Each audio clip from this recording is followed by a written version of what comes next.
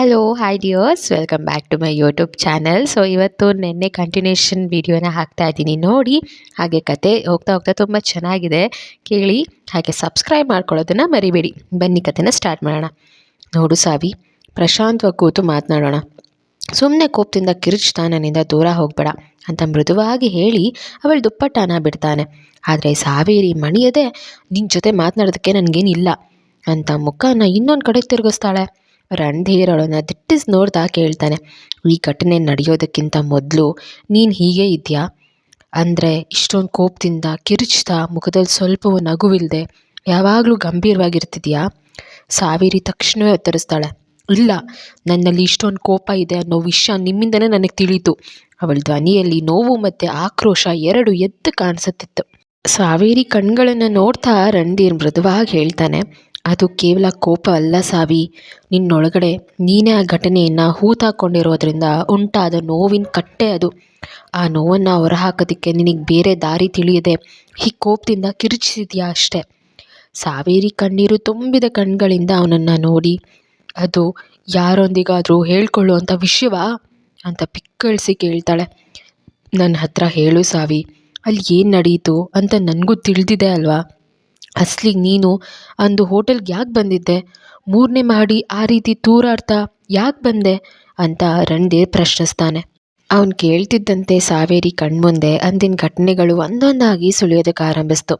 ತೆರೆದಿದ್ದ ಬಾಗಿಲನ್ನ ಹಿಡಿದು ತೂರಾಡ್ತಿದ್ದ ತನ್ನನ್ನು ಅವನು ಹಿಡಿದುಕೊಂಡ ನಂತರ ಅವನು ಮಾಡಿದ್ದೆಲ್ಲವೂ ಅವಳ ಮೆದುಳಿನಲ್ಲಿ ಸಿನಿಮಾ ರೀಲ್ನಂತೆ ಓಡೋದಕ್ಕೆ ಸ್ಟಾರ್ಟ್ ಆಯಿತು. ಭಯದಿಂದ ಅವಳ ದೇಹವೆಲ್ಲ ಬೆವ್ತು ಹೋಗ್ತದೆ. ಅವನನ್ನು ಎದುರಿಸಲಾಗದೆ, ಕನಿಷ್ಠ ಪಕ್ಷ ನನಗೇನು ಮಾಡಬೇಡ ಅಂತ ಬಾಯ್ಬಿಟ್ಟು ಹೇಳಲಾಗದ ಸ್ಥಿತಿಯಲ್ಲಿ ತನ್ನನ್ನು ಅವನು ಎಷ್ಟು ರಾಕ್ಷಸನಂತೆ ಅನುಭವಿಸ್ತಾ ಎಂಬುದನ್ನು ನೆನಪಿಸ್ಕೊಳ್ತಾಳೆ. ಅವಳು ಬಿಕ್ಕಿ ಬಿಕ್ಕಿ ಅಳ್ತಾ, ಅಸ್ಲಿಗೆ ನೀನು ಹೇಗೆ ಮಾಡಿದೆ ಅದನ್ನೆಲ್ಲ? ಅಷ್ಟು ಕ್ರೂರವಾಗಿ, ನೋವು ತಡೆಯಲಾಗದೆ, ನನ್ನ ಕಿರ್ಚೋದಕ್ಕೆ ಕೂಡ ಶಕ್ತಿ ಇಲ್ಲದೆ ಮೌನವಾಗಿ ಕಣ್ಣೀರು ಹಾಕ್ತಿದ್ರು ನಿನಗೆ ನನ್ನ ನೋವು ತಿಳಿಯಲೇ ಇಲ್ವೇ? ಅಸ್ಲಿಗೆ ನೀನು ನನ್ನನ್ನು ಒಬ್ಬ ಹುಡುಗಿ ಅಂತೆ ಆದರೂ ನೋಡಿದ್ಯಾ ಅಂತ ಆಕ್ರೋಶದಿಂದ ಕೇಳ್ತಾಳೆ. ಅವಳ ಧ್ವನಿ ಏರ್ತಾ ಹೋಗುತ್ತೆ. ನೀನು ನನ್ನ ದೇಹಕ್ಕೆ ಮಾಡಿದ ಗಾಯಗಳು ಇಂದಿಗೂ ಮಾಸೆ ಇಲ್ಲ. ಪ್ರತಿಯೊಂದು ಗಾಯವೂ ಇನ್ನೂ ಹಸಿಯಾಗಿಯೇ ಇದ್ದು ಪ್ರತಿ ಕ್ಷಣವೂ ನನಗೆ ನರಕ ಯಾತನೆ ನೀಡ್ತಿದೆ ಅಂತ ಅಳ್ತಾ ಕಿರುಚ್ತಾ ಹಿಂಸೆಗೆ ಒಳಗಾದವಳಂತೆ ರಣಧೀರ್ನನ್ನು ಹೊಡೆಯೋದಕ್ಕೆ ಶುರು ಮಾಡ್ತಾಳೆ. ಅವಳು ಹೈಸ್ಟ್ರಿಯಾ ಅಂದರೆ ಮಾನಸಿಕ ಹತೋಟಿ ಕಳ್ಕೊಂಡವಳಂತೆ ವರ್ತಿಸ್ತಿರ್ತಾಳೆ.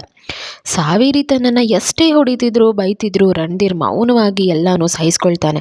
ಅವಳು ಜೋರಾಗಿ ಅತ್ತರೆ ಅಥವಾ ತನ್ನನ್ನು ಹೊಡೆದು ಕೋಪ ತೀರಿಸ್ಕೊಂಡ್ರೆ ಅವಳ ಮನಸ್ಸಿನ ಭಾರ ಸ್ವಲ್ಪವಾದರೂ ಇಳಿಬಹುದು ಅನ್ನೋ ಭಾವನೆ ಅವನಿಗೆ. ಅವನು ಅವಳನ್ನು ತಡೆಯದೆ ಹಾಗೆ ಕೂತಿರ್ತಾನೆ. ಹೊಡೆದು ಸುಸ್ತಾದ ಸಾವೇರಿ ಕೊನೆಗೆ ಸುಮ್ಮನಾಗಿ ತನ್ನ ಮುಖಾನ 2 ಕೈಗಳಲ್ಲಿ ಮುಚ್ಚಿಕೊಂಡು ನೋವಿನಿಂದ ಬಿಕ್ಕಳಿಸ್ತಾಳೆ.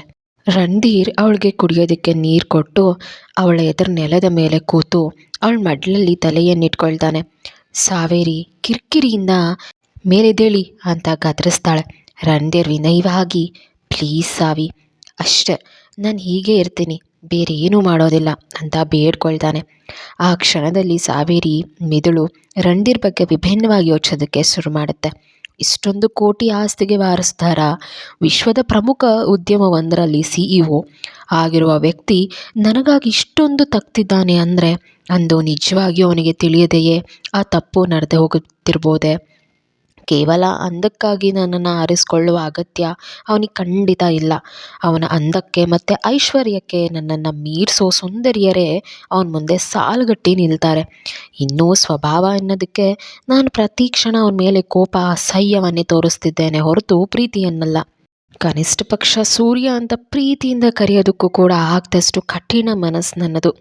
ಅಸ್ಲಿಗೆ ಇವನು ಯಾಕೆ ನನ್ನ ಹಿಂದೆ ಬಿದ್ದಿದ್ದಾನೆ? ನನಗಾಗಿ ಅವನ ಮಟ್ಟಕ್ಕೆ ಎಲ್ಲಿಯೂ ಕಾಣಿಸ್ದೆ ಒಂದು ಸಣ್ಣ ಕಂಪ್ನಿಯನ್ನು ಕೊಂಡುಕೊಳ್ಳೋ ಅವಶ್ಯಕತೆ ಏನಿದೆ?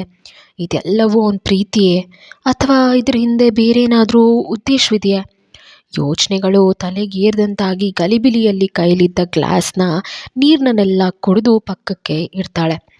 ರಣಧೀರ್ ಅವಳ ಮಡಿಲಲ್ಲೇ ಮಲಗಿ ಮೆಲ್ಲನೆ ಹೇಳ್ತಾನೆ, ನಿಜವಾಗಿಯೂ ನನ್ನನ್ನು ನಾನು ನಿಯಂತ್ರಿಸ್ಕೊಳ್ಳಲಾಗದ ಸ್ಥಿತಿಯಲ್ಲಿ ನಿನ್ನೊಂದಿಗೆ ಅಷ್ಟು ಕ್ರೂರವಾಗಿ ನಡ್ಕೊಂಡೆ ಸಾವಿ. ಆದರೆ ಬೇಕಂತ ಮಾತ್ರ ಖಂಡಿತ ಮಾಡಿಲ್ಲ. ನೀನು ನಂಬಿದ್ರು ನಂಬದಿದ್ರು ಇದೇ ಸತ್ಯ. ನೀನು ಈ ನೋವಿನಿಂದ ಸ್ವಲ್ಪ ಹೊರಬಂದ ಮೇಲೆ ಅಂದು ಅಸಲಿಗೆ ಏನು ನಡೆದಿತ್ತು ಅಂತ ವಿವರಿಸ್ತೀನಿ. ಅಲ್ಲಿವರೆಗೆ ಸ್ವಲ್ಪ ತಾಳ್ಮೆಯಿಂದ ಇರು ಅಂತ ಸಮಾಧಾನ ಪಡಿಸ್ತಾನೆ.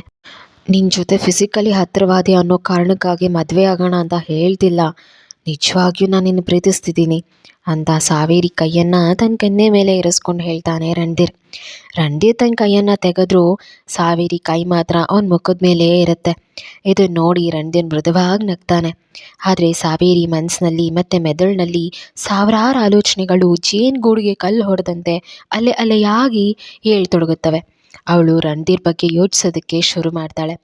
ಸಾಮಾನ್ಯವಾಗಿ ಶಾಂತವಾಗಿ ನಗ್ನಗ್ತಾ ಮತ್ತು ಎಲ್ಲರಿಂದ ಅಂತರ ಕಾದ್ಕೊಳ್ಳುವ ಸ್ವಭಾವದವಳು ಅವಳು. ಆದರೆ ರಣಧೀರ್ ಮುಂದೆ ಮಾತ್ರ ತನ್ನ ಯಾವ ಭಾವನೆಗಳನ್ನು ನಿಯಂತ್ರಿಸ್ಕೊಳ್ಳೋದಕ್ಕೆ ಅವಳಿಗೆ ಸಾಧ್ಯವಾಗ್ತಿಲ್ಲ.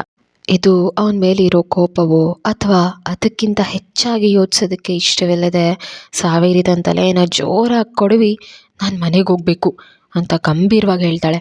ಅದಕ್ಕೆ ರಣಧೀರ್ ನನಗಂತೂ ಹೋಗೋದಕ್ಕೆ ಇಷ್ಟ ಇಲ್ಲ, ಹೀಗೆ ನಿನ್ನ ಜೊತೆ ಇರೋದೇ ಚೆನ್ನಾಗಿದೆ ಅಂತಾನೆ.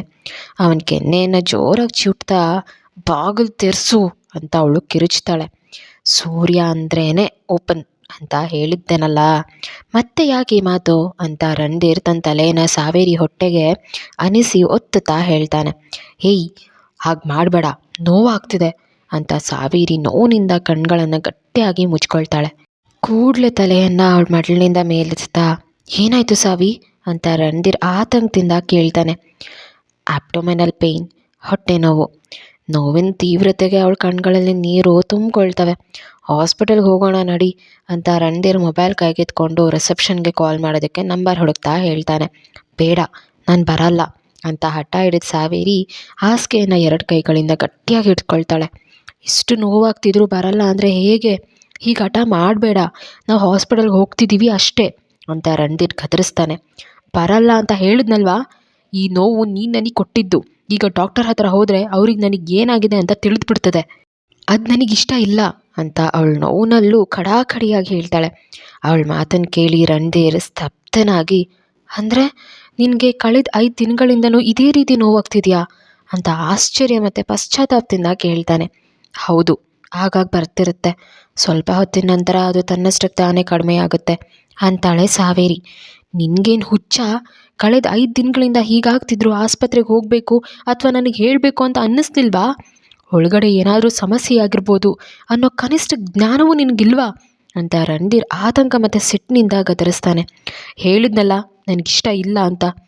ಅಂದು ನಿನ್ನಿಂದ ಅನುಭವಿಸಿದ ನೋವಿಗಿಂತ ಇದೇನು ಹೆಚ್ಚಲ್ಲ ಬಿಡು ಅಂತ ಅವಳು ವ್ಯಂಗ್ಯವಾಗಿ ಹೇಳ್ತಾಳೆ. ಸಾವಿ, ನಾನು ಶಾಂತವಾಗಿದ್ದೀನಿ ಅಂತ ಅಂದರೆ ನನಗೆ ಸಿಟ್ಟೇ ಬರಲ್ಲ ಅಂದ್ಕೋಬೇಡ. ನನ್ನ ಕೋಪನ ನೀನು ಊಹಿಸ್ಕೊಳ್ಳೋದಕ್ಕೂ ಸಾಧ್ಯವಿಲ್ಲ. ನಾವೀಗ ಹಾಸ್ಪಿಟಲ್ಗೆ ಹೋಗ್ತಿದ್ದೀವಿ ಅಷ್ಟೇ ಅಂತಾನೆ ರಣಧೀರ್ ಖಡಾಖಂಡಿತವಾಗಿ. ನೀನು ನನ್ನನ್ನು ಬಲವಂತವಾಗಿ ಕರ್ಕೊಂಡು ಹೋದರೆ ನೀನು ನನ್ನ ಮೇಲೆ ಅತ್ಯಾಚಾರ ಮಾಡಿದ್ಯಾ ಅಂತ ಡಾಕ್ಟರ್ ಹತ್ರ ಹೇಳಿಬಿಡ್ತೀನಿ ಅಂತ ಸಾವೇರಿ ಬೆದರಿಸ್ತಾಳೆ. ಏನಾದರೂ ಮಾಡ್ಕೊ, ನಿನಗೆ ಇಷ್ಟ ಬಂದಿದ್ದನ್ನು ಹೇಳ್ಕೊ, ಆದರೆ ಹಾಸ್ಪಿಟಲ್ಗೆ ಹೋಗೋದು ಮಾತ್ರ ಖಚಿತ. ಎಚ್ಚರಿಕೆ ನೀಡಬೇಡ ಅಂದರೂ ಮತ್ತೆ ಮತ್ತೆ ನೀಡ್ತಿದ್ಯಾ? ನೀಡಿದ್ರೆ ಏನು ಮಾಡ್ತೀಯಾ? ಇನ್ನೊಮ್ಮೆ ಮುತ್ತು ಕೊಡ್ತೀಯಾ ಅಷ್ಟೇ ತಾನೇ? ಯಾರಿಗೆ ಗೊತ್ತು, ಅದಕ್ಕಿಂತ ಹೆಚ್ಚು ಆಗ್ಬೋದು. ರಾಣ, ಸೂರ್ಯ, ನಾನು ಹಾಗೆ ಕರೆಯಲ್ಲ. ನೀನು ಕರೆಯೋವರೆಗೂ ನಾನು ಬಿಡೋದಿಲ್ಲ ಅಂತ ರಣಧೀರ್ ಪಟ್ಟೆ ಹಿಡಿತಾನೆ. ಸಾವೇರಿ ಅವನನ್ನು ಒಮ್ಮೆ ಕೋಪದಿಂದ ದಿಟ್ಟಿಸಿ ವಾಶ್ರೂಮ್ ಒಳಗಡೆ ಹೋಗ್ತಾಳೆ. 10 ನಿಮಿಷದ ನಂತರ ಅವಳು ಹೊರಬರೋಷ್ಟರಲ್ಲಿ ರಣಧೀರ್ ಕೈಯಲ್ಲಿ ಹಾಟ್ ಪ್ಯಾಕ್ ಹಿಡಿದು ಕಾಯ್ತಿರ್ತಾನೆ. ಇದರ ಅಗತ್ಯವೇನಿಲ್ಲ, ಹೀಗೆ ಜಾಲ ತೋರಿಸಿ ನನ್ನನ್ನು ಮರಳು ಮಾಡೋದಕ್ಕೆ ಸಾಧ್ಯ ಇಲ್ಲ ಅಂತ ಕಿರಿಕಿರಿಯಿಂದ ಹೇಳ್ತಾಳೆ. ನಿನ್ನನ್ನು ಮರಳು ಮಾಡೋ ಅಗತ್ಯ ನನಗೇನಿದೆ? ನೀನು ನನ್ನವಳೆ ಅನ್ನೋ ನಂಬಿಕೆ ನನಗಿದೆ. ಬಾಯಿ ಮುಚ್ಕೊಂಡು ಜಾಸ್ತಿ ಮಾತಾಡದೆ ಈ ಹಾಟ್ ಪ್ಯಾಕ್ ಇಟ್ಕೋ ಅಂತ ಗಂಭೀರವಾಗಿ ಹೇಳ್ತಾನೆ. ಏನು ನನ್ನನ್ನು ಬೆದರಿಸ್ತಿದ್ಯಾ ಅಂತ ಜೋರಾಗಿ ಕೂಗ್ತಾಳೆ. ಅಯ್ಯೋ ನಿಲ್ಲಿಸು, ಯಾವಾಗಲೂ ಕಿರ್ಚ್ತಲೇ ಇರ್ತೀಯ. ಅರ್ಧ ನೋವು ನೀನು ಹೀಗೆ ಕಿರ್ಚೋದ್ರಿಂದಲೇ ಜಾಸ್ತಿ ಆಗಿರುತ್ತೆ. ಮರ್ಯಾದೆಯಿಂದ ನೀನೇ ಇಟ್ಕೊಂಡ್ರೆ ಸರಿ, ಇಲ್ದಿದ್ರೆ ನಿನ್ನ ಕೈ ಕಾಲು ಕಟ್ಟಿ ನಾನೇ ಇಡಬೇಕಾಗತ್ತೆ ಅಂತಾನೆ ರಣಧೀರ್. ಸಾವೇರಿ ಅವನನ್ನು ಚುರುಕಾಗೊಮ್ಮೆ ನೋಡಿ ಅವನ ಕೈಲಿದ್ದ ಹಾಟ್ ಪ್ಯಾಕ್ ಕಿತ್ಕೊಂಡು ಬೆಡ್ ಮೇಲೆ ಹತ್ತಿ ಕೂರ್ತಾಳೆ. ರಣಧೀರ್ ಅವಳ ಪಕ್ಕದಲ್ಲೇ ಕೂತು ಮೇ ಐ ಅಂತ ನಗ್ತಾನೆ. ಕೇಳ್ತಾನೆ. ನೋ ಥ್ಯಾಂಕ್ಸ್ ಅಂತ ಹೇಳಿ ಅವಳು ಸ್ವಲ್ಪ ದೂರ ಸರಿತಾಳೆ. ಅವಳು ಬಿಟ್ಟ ಆ ಸ್ವಲ್ಪ ಜಾಗದಲ್ಲೇ ಮಲಗ್ತಾ ಇವತ್ತು ರಾತ್ರಿ ಇಲ್ಲೇ ಉಳಿತಿದ್ದೀವಿ ಅಂತ ರಣಧೀರ್ ಸಹಜವಾಗಿ ಕೇಳ್ತಾನೆ. ನಾನು ಯಾಕೆ ಇಲ್ಲಿದ್ದೀನಿ? ನಾನು ಮನೆಗೆ ಹೋಗ್ತೀನಿ. ಹೇಳಿದ್ನಲ್ಲ ಕಳಿಸೋದಿಲ್ಲ ಅಂತ.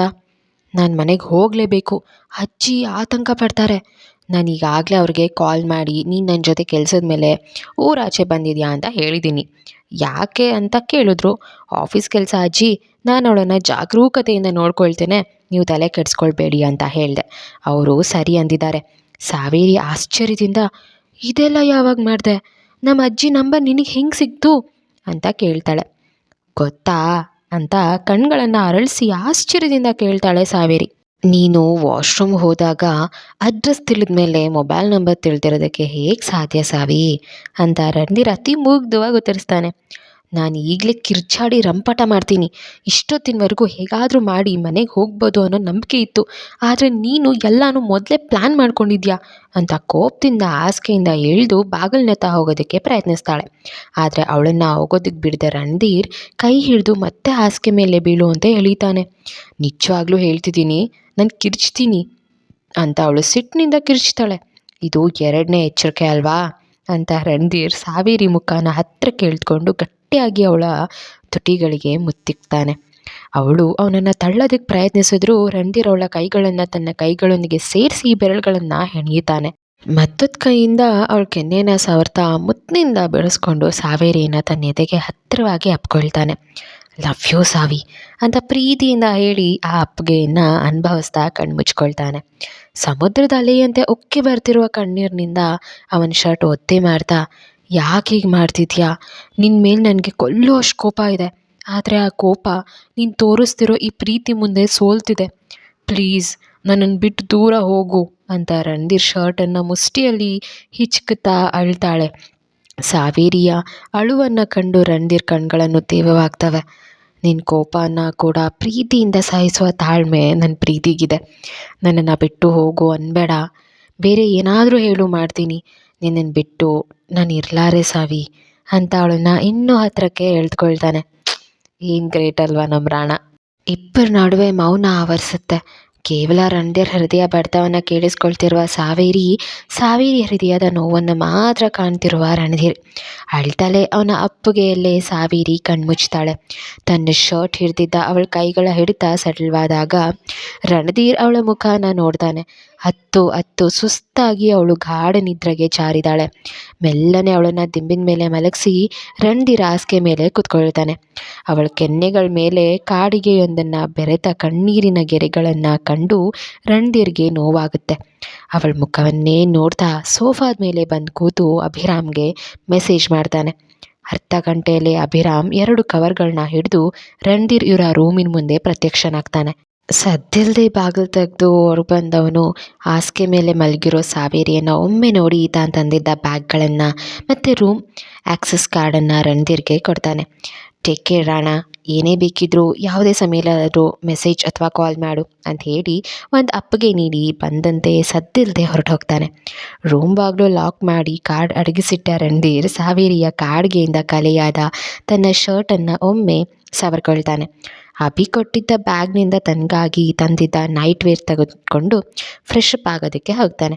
ಫ್ರೆಶ್ ಆಗಿ ಬಂದು ಕೆಲವು ಪ್ರಮುಖ ಕಾಲ್ಗಳನ್ನ ಮುಗಿಸೋ ಅಷ್ಟರಲ್ಲಿ ಸಂಜೆ ಸಮಯ 7 ಗಂಟೆ ಆಗುತ್ತೆ. ಆಗಲೂ ಅವಳು ಏಳೋ ಲಕ್ಷಣವಿರಲಿಲ್ಲ. ರಣಧೀರ್ ಹಾಸಿಗೆ ಮೇಲೆ ಕೂತು ಅವಳತ್ತ ಸ್ವಲ್ಪ ಬಾಗಿ ಸಾವಿ ಅಂತ ಪ್ರೀತಿಯಿಂದ ಕರೀತಾನೆ, ಕೆನ್ನೆಯನ್ನು ಸವರ್ತಾನೆ. ಅವನ ಕರೆಗೆ ಮತ್ತು ಸ್ಪರ್ಶಕ್ಕೆ ಮೆಲ್ಲನೆ ಕಣ್ಬಿಟ್ಟ ಸಾವೇರಿ ಅತಿ ಹತ್ತಿರದಲ್ಲಿ ರಣಧೀರ್ನನ್ನು ಕಂಡು ಹೆದರಿ ಅವನನ್ನು ಹಿಂದಕ್ಕೆ ತಳ್ಳಿ ಎದ್ದು ನಿಲ್ತಾಳೆ. ನಿದ್ರೆ ಮಂಪನಲ್ಲಿರೋ ಅವಳು ತೂಲಾಡಿ ಮುಂದೆ ಬೀಳುವಂತಾದಾಗ ರಣಧೀರ್ ಅವಳನ್ನು ಹಿಡ್ಕೊಳ್ತಾನೆ. ಅವಳು ಅವನನ್ನೇ ಗಟ್ಟಿಯಾಗಿ ಹಿಡ್ಕೊಂಡು ಗಾಬರಿ ಕಡಿಮೆ ಮಾಡ್ಕೊಳ್ತಾ ಮತ್ತೆ ಹಾಸಿಗೆ ಮೇಲೆ ಕೂತ್ಕೊಳ್ತಾಳೆ. ಅವಳ ಮುಖದ ಮೇಲೆ ಬಿದ್ದಿದ್ದ ಕೂದಲನ್ನು ಸರಿಸ್ತಾ, ನಾನೇನು ಮಾಡೋದಿಲ್ಲ ಅಂದರೆ ಮಾಡೋದಿಲ್ಲ, ನೀನು ಗಾಬರಿಯಾಗಿ ನಿನ್ನ ಆರೋಗ್ಯನ ಕೆಡಿಸ್ಕೊಳ್ಬೇಡ. ಈಗಾಗಲೇ ನೀನು ಒತ್ತಡದಲ್ಲಿದೆಯಾ ಅನ್ನೋದು ನಿನಗೆ ಅರ್ಥವಾಗ್ತಿದೆಯಾ ಅಂತ ರಣಧೀರ್ ಧ್ವನಿಯಲ್ಲಿ ಗಂಭೀರತೆ ಇರುತ್ತೆ. ಸಾವೇರಿ ಮೆಲ್ಲನೆ ತಲೆ ಎತ್ತಿ ಅವನನ್ನು ನೋಡ್ತಾ, ಅಷ್ಟು ಹತ್ತಿರದಲ್ಲಿ ನಿಮ್ಮನ್ನು ನೋಡಿದ ತಕ್ಷಣ ಹೆದರಿಕೆ ಆಯಿತು ಅಂತ ಮೃದುವಾಗಿ ಹೇಳ್ತಾಳೆ. ಆ ಬ್ಯಾಗ್ನಲ್ಲಿ ನಿನಗಾಗಿ ಬಟ್ಟೆ ಇದ್ದಾವೆ, ಹೋಗಿ ಫ್ರೆಶ್ ಆಗಿ ಬಾ, ನಿನಗೆ ಸ್ವಲ್ಪ ನೆಮ್ಮದಿ ಅನಿಸುತ್ತೆ ಅಂತ ರಣಧೀರ್ ಮೃದುವಾದ ಧ್ವನಿಯಲ್ಲಿ ಹೇಳ್ತಾನೆ. ಸರಿ ಅನ್ನೋಂತ ತಲೆ ಆಡಿಸಿದ ಸಾವೇರಿ ಬ್ಯಾಗ್ನಲ್ಲಿದ್ದ ಬಟ್ಟೆಗಳಿಂದ ಒಂದು ನೈಟ್ ಡ್ರೆಸ್ ಆರಿಸ್ಕೊಂಡು ಮೌನವಾಗಿ ವಾಶ್ರೂಮ್ ಕಡೆಗೆ ನಡೀತಾಳೆ. ಅವಳು ಒಳಗೋಗಿ ಅರ್ಧ ಗಂಟೆ ಆದರೂ ಹೊರಬರ್ತಿದ್ದಾಗ ಗಾಬರಿಯಾದ ರಣಧೀರ್ ಬಾಗಿಲು ಬಡಿತಾ ಸಾವಿ ಅಂತ ಕರೀತಾನೆ. ಅಂತ ಅವಳು ಸ್ವಲ್ಪ ಜೋರಾಗಿ ಪ್ರತಿಕ್ರಿಯಿಸ್ತಾಳೆ. ಅವಳ ಧ್ವನಿ ಕೇಳಿ ನಿಟ್ಟುಸಿರು ಬಿಟ್ಟ ರಣಧೀರ್ ಇನ್ನೆಷ್ಟು ಹೊತ್ತು ಅಂತ ಕೇಳ್ತಾನೆ. ಕೇವಲ 2 ನಿಮಿಷ ಅಂತ ತಲೆಗೆ ಟವೆಲ್ ಸುತ್ತಕೊಂಡು ಬಾಗಿಲು ತೆರೀತಾಳೆ ಸಾವೇರಿ. ಬಾಗಿಲು ಮುಂದೆ ನಿಂತಿದ್ದ ರಣಧೀರ್ ಅವಳನ್ನು ಒಂದು ಕ್ಷಣ ದಿಟ್ಟಿಸಿ ನೋಡಿ ತಲೆ ಒರೆಸ್ಕೊ ಅಂತ ಹೇಳಿ ಪಕ್ಕಕ್ಕೆ ಸರಿತಾನೆ. ಸಾವೇರಿ ಎತ್ತರಕ್ಕೆ ಆ ಟೀ ಶರ್ಟ್ ಸರಿ ಆಗದಿದ್ರೂ ಪ್ಯಾಂಟ್ ಸ್ವಲ್ಪ ಚಿಕ್ಕದಾಗಿ ಫುಲ್ ಪ್ಯಾಂಟ್ ತರಹ ಇರದೆ ಕಾಫ್ರಿಯಂತೆ ಕಾಣ್ತಾ ಅವಳ ಕಾಲುಗಳನ್ನು ಸ್ವಲ್ಪ ಪ್ರದರ್ಶಿಸ್ತಿದ್ರೆ ಇದು ಅವಳಿಗೆ ಮುಜುಗರ ತರ್ತಿರುವಂತಿರುತ್ತದೆ. ರಣಧೀರ್ ಮುಂದೆ ಹಾಗಿರೋದಕ್ಕೆ ಇಷ್ಟವಿಲ್ಲದೆ ಅವನಿಂದ ಸ್ವಲ್ಪ ದೂರ ನಿಂತು ತಲೆ ಇರ್ತಾಳೆ. ರಣಧೀರ್ TV ಆನ್ ಮಾಡಿ ಯಾವುದೋ ಹಾಲಿವುಡ್ ಸಿನಿಮಾ ನೋಡ್ತಾ ಸಾವಿರಿಯನ್ನು ಗಮನಿಸ್ತಿರ್ತಾನೆ. ಕೂದಲಿನ ತೇವಾಂಶ ಪೂರ್ತಿ ಆರದಿದ್ರೂ ಹಾಗೆ ಬಿಟ್ಟು ಅವನಿಂದ ಸ್ವಲ್ಪ ದೂರದಲ್ಲಿ ಸೋಫಾ ಮೇಲೆ ಕೂತು ಕಾಲುಗಳನ್ನು ಮೇಲೆತ್ತಿ ಇಟ್ಕೊಂಡು ಮಡ್ಲಲ್ಲಿ ಕುಷನ್ ಇಟ್ಟು ಮರೆ ಮಾಡ್ಕೊಳ್ತಾಳೆ. ರಿಮೋಟ್ ಕೊಡ್ಲಾ ಅಂತ ಅವಳು ಕೇಳ್ತಾಳೆ. ಬೇಡ, ಈ ಮೂವಿ ಚೆನ್ನಾಗಿದೆ, ನಾನು ಇದನ್ನೇ ನೋಡ್ತೀನಿ ಅಂತಾನೆ. ರಣಧೀರ್ ನೋ, ನನ್ನ ಚಾನಲ್ ಬದಲಾಯಿಸ್ತಿದ್ದೀನಿ ಅಂತ ಹೇಳಿ ಕಾರ್ಟೂನ್ ಚಾನಲ್ ಹಾಕ್ತಾನೆ. ಫೈನಲ್ ಡೆಸ್ಟಿನೇಷನ್ ಸಿನಿಮಾ ಚೆನ್ನಾಗಿತ್ತಲ್ವಾ, ಅದನ್ನೇ ನೋಡ್ತಿದ್ವಿ, ಸಡನ್ನಾಗಿ ಯಾಕೆ ಚಾನಲ್ ಬದಲಿಸಿದೆ ಅಂತ ಅವಳು ಗಲಿಬಿಲಿ ಮತ್ತು ಕೋಪದ ಮಿಶ್ರಣದಲ್ಲಿ ಕೇಳ್ತಾಳೆ. ಸಿನಿಮಾ ಚೆನ್ನಾಗಿದೆ ಹೌದು, ಆದರೆ ನೀನಿರೋ ಪರಿಸ್ಥಿತಿಗೆ ಅಷ್ಟೊಂದು ವಯೋಲೆನ್ಸ್ ಇರೋ ದೃಶ್ಯಗಳು ಸರಿ ಇಲ್ಲ. ಮೊದಲು ನಿನ್ನ ಮನಸ್ಸು ಪ್ರಶಾಂತವಾಗಬೇಕು, ಆಮೇಲೆ ನಿನ್ನ ಹೃದಯ ನೆಮ್ಮದಿ ಪಡಿಬೇಕು ಅಂತ ರಣಧೀರ್ ಗಂಭೀರವಾಗಿ ಹೇಳ್ತಾನೆ. ಏನೂ ಮಾತನಾಡೋದಕ್ಕಾಗದೆ Saveri evergreen cartoon Tom and Jerry ಬರ್ತಿರೋದನ್ನು ನೋಡಿ ಮುಖದಲ್ಲಿ ಸಣ್ಣ ನಗು ತರ್ತಾ ನೋಡ್ತಾ ಇರ್ತಾಳೆ. ಮುಂದೆ ಏನಾಗುತ್ತೆ, ಅವಳ ಕೋಪ ಕಡಿಮೆ ಆಗುತ್ತಾ, ರಣಧೀರ್ ಪ್ರೀತಿಯಿಂದ ಅವಳ ಕೋಪ ಕಡಿಮೆ ಆಗುತ್ತಾ ಇಲ್ವಾ ಅನ್ನೋದನ್ನು ನೆಕ್ಸ್ಟ್ ಎಪಿಸೋಡಲ್ಲಿ ತಿಳ್ಕೊಳ್ಳೋಣ.